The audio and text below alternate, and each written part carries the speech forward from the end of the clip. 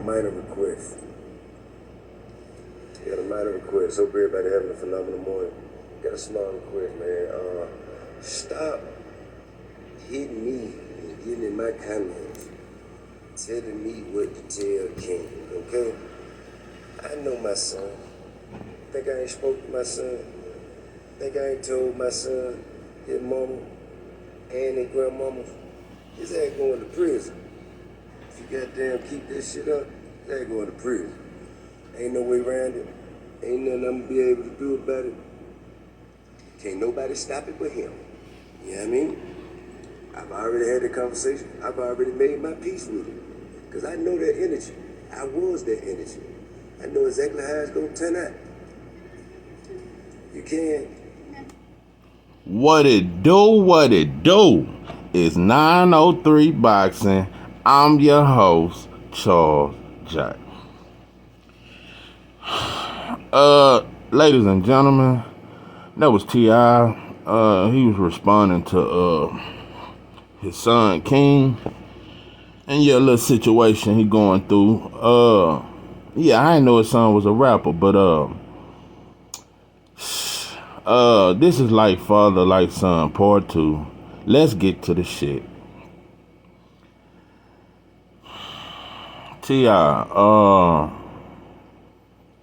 Calls himself the King of the South. By the way, if you don't know, I got a series called Pimp C is the Real King of the South. Got 2 parts. I'm gonna keep them going. But right now I want to talk about like father, like son, because I'm seeing some shit, and I'm seeing fathers in their relationship with their son, and I think it's a huge problem that we're having. I think a lot of men are in competition with their son. I think a lot of men are jealous of their son. Yeah, cause it's a lot of brothers that are has-beens. You was good in basketball in high school. You was on varsity. Yeah, you had a scholarship. You fucked it off. You went to prison. Yeah, and now your son, you see him and he's a star. And yeah, you wish that was you, and you regretting your mistakes, and so you take your anger out on your child, and you jealous of him. And that's what's going on. You old motherfuckers are competing with your son instead of raising him to be a man. And I think that's what's going on. Yeah, you heard T.I. He said he going to prison. Ain't nothing he can do about it. He said he's okay with it. He's accepted it. You motherfuckers ain't got no fight in you. See, that's what's wrong. When the guns, and you know T.I. one of the biggest gun men. Yeah, when he got caught with all them goddamn machine guns and got a year in the feds. Yeah, that was when T.I. really flipped the goddamn script. Yeah, you know, in real life, he'd have got 30, 40 years fed for that shit. But yeah, he did a year. But yeah, he was the gun-toting motherfucker. Guns have made us very soft. Yeah, it's made us very soft. It give us a level of confidence that we don't even deserve. The softest motherfucker feel tough with a gun. Yeah, it gives false confidence. Yeah, it makes you think you some shit that you really ain't. It's just the gun, pimping. Yeah, just them. Yeah, that's all. It's just that Draco. That Draco ain't you though. Yeah, that's just a Draco. Yeah, without that Draco, you soft. So yeah, just a message and a reminder to you motherfuckers. So yeah, he said ain't nothing he can do. And yeah, like I say, black fathers these days, they give up on their kid. Yeah, they give up very fast. Yeah, they give up real quick on them. Another thing I want to break down about black fathers, I notice about you motherfuckers, when y'all got a mixed baby, y'all a better father. Yeah, you motherfuckers are a better father, and you more proud of that baby, and you post him more. You post that mixed baby way more than you post that black ass baby. Yeah, and you get 200 likes every time you post them. That's another thing I'm noticing about you motherfuckers. You motherfuckers gang banging on babies. Yeah, the light skin will get more pictures, and your dark baby, you don't put them in the camera that much. So yeah, that's some other shit I see y'all doing. Y'all want to be a great father to your mixed baby, and yeah, and I see you, bro. But let me explain some shit to you motherfuckers. T.I., you remind me of a motherfucker that, drunk ass wino. He was sitting under a goddamn shade tree. I was 17 years old. I was in the streets. I was doing a lot of shit. And yeah, word had got around. You know the streets talk. And I was with my homies. We was chilling on the corner and shit, posted up like we was just some motherfuckers and we wasn't shit. But anyway, it's a the drunk. Anyway, and his son, I knew his son. I was cool with his son. He knew me when I was a child, and he knew a lot of shit. And before I even finish that, I want to make it very clear.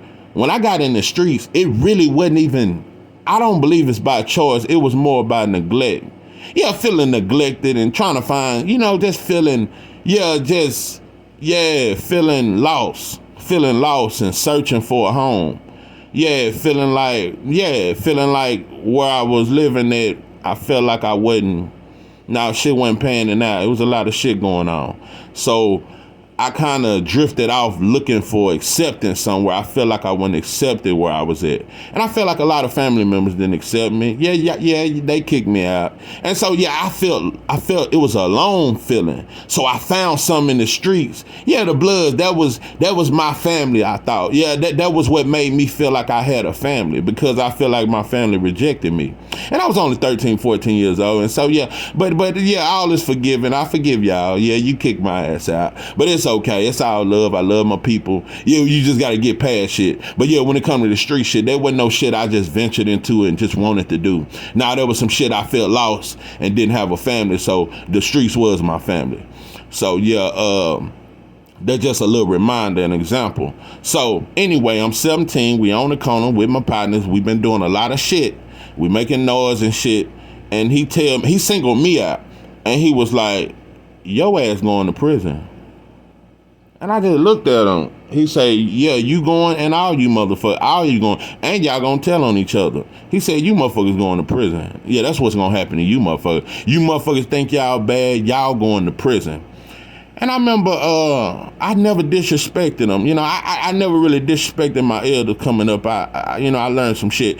But anyway, one of the homies who later testified, he went off on him. Yeah, old ass motherfucker. Yeah, old broke leg ass, old drunk ass. Yeah, fuck you. And act like he wanted to fight him and everything. I'm telling him like, nah, bro, man. That's one of my homies' pops. Nah, he just drunk and shit. Come on, bro. Nah, don't try to jump on the old school. Let's just go on and go. So we left. Anyway, that's just an example. I'm gonna tell you something that stuck with me. And I was in prison about 8 months later. That stuck with me, but it had a negative effect on me. It made me feel like somewhat hopeless, like, yeah, I am going. So I started wilding out even more after that. Like, I just really was like, I really had a fucking mentality. And like I said, by the time I was 18, I was in prison. And I always thought about what he told me. Black folks, we got some shit going on with us. We think tough love is the love that black kids need. I talk a lot about these youngsters being soft. My generation was soft too. Yeah, we were soft and very misled. We wasn't tough as granddaddy now. Nah, we wasn't. Only difference in my era and now is that we fought. Yeah, I had a lot of goddamn fights. We fought, and it wasn't as much shooting. So yeah, motherfuckers fought. Motherfuckers checked your goddamn chin. But our era fucked up too. And brothers from my era, we soft too, and tough love ain't the way for us. Now, granddaddy, he can handle tough love. We too soft for that. Now, you gotta love us. You gotta hug us and hold us and tell us everything gonna be all right. Yeah, rock us and everything. Yeah, you gotta baby us a little bit. We ain't as strong. So yeah, you need to show this child you love him. Yeah, go out and take him somewhere, go on a trip, just you and him. And just express to him how much you love him and you believe in him and you know he great. T.I.U.'s a bitch. I got no respect for a motherfucker. You disgust me, bro. But that's just an example how that comment, it added fuel to my fire. I was already fucking up, but to her, he just was like, yeah, you going to prison. It just put something in my mentality like, okay, well, fuck it. I'm going anyway. I just started wilding out even more.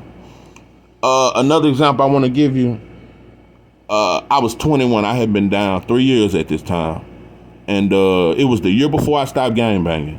And I had already started reading. I was trying to change my life. And that blood shit I wasn't feeling. I'm like, it just, nah, bro. We not building, bro. We not building, and we too worried about a motherfucking crib. We ain't worried about leading brothers out of darkness. Like, anyway, and plus I was into I was real close to God, and I had a lot of shit going on. And I was focused on my music. I was just in a good place, and I was just being more wise, and I wasn't getting into as many fights, and I was just chilling. I was maturing. And I remember a homie named Rosson out of Dallas, out of Oak Cliff. He had 30 egg. He was listening to me rap, and I just talk after I would rap. We just sitting at the table and talking and building on some shit. And he was just like, bro, you ain't supposed to be here. And I got offended instantly. I was like, the fuck you mean I ain't supposed to be? What you trying to say, I'm soft or something? He said, nah, bro, it ain't like that. He said, you don't belong here though. You a good kid.